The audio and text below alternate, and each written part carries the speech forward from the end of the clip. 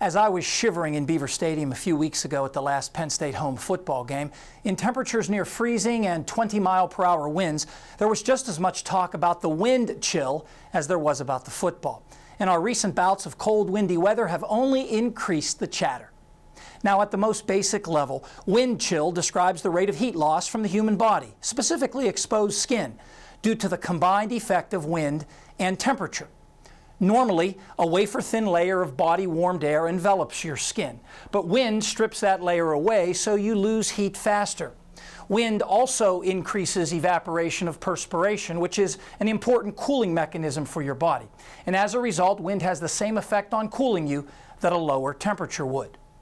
The original wind chill experiments were done in Antarctica in 1941 by Dr. Paul Seipel, who grew up in Erie, Pennsylvania, and accompanied Admiral Richard Byrd on his third expedition to the frozen continent. Seipel measured the rate of heat loss from water-filled plastic bags exposed to various combinations of wind and temperature, as a way to estimate how quickly frostbite can develop in humans. And from those experiments came a formula for heat loss that was transformed into an equation for the wind chill temperature. Though plastic bags are a far cry from human skin, that formula was used for decades, until U.S. and Canadian scientists revamped the index in 2001, based on modern heat transfer theory and clinical trials done with human subjects.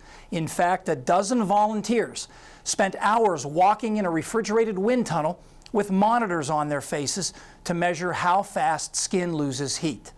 The result was this updated formula for the wind chill, where T is air temperature and V is the wind speed.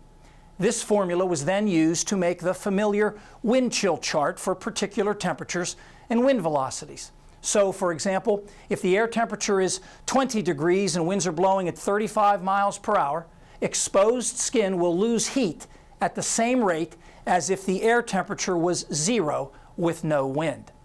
This chart also includes 3 shaded areas that show what combinations of wind and temperature can produce frostbite on exposed skin in 30 minutes, 10 minutes, and 5 minutes.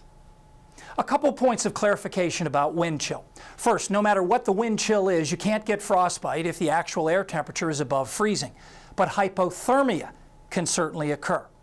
And the water in your pipes won't freeze if the air temperature is above freezing, even if the wind chill is below. The fluid in your radiator doesn't care about the wind chill either. All that matters is the air temperature. So if you hear ads about a particular antifreeze that protects your radiator to absurdly low wind chills, you can at least be sure that the company doesn't know its science very well. As much as we'd like to try, wind chill is not a neat and simple package. It varies from person to person depending on health and level of activity, and doesn't take into account sunshine, which can increase the feel-like temperature by 10 degrees or more. Wind chill is still an evolving concept, so don't be surprised if there are further revisions. Paul is back with the extended forecast next.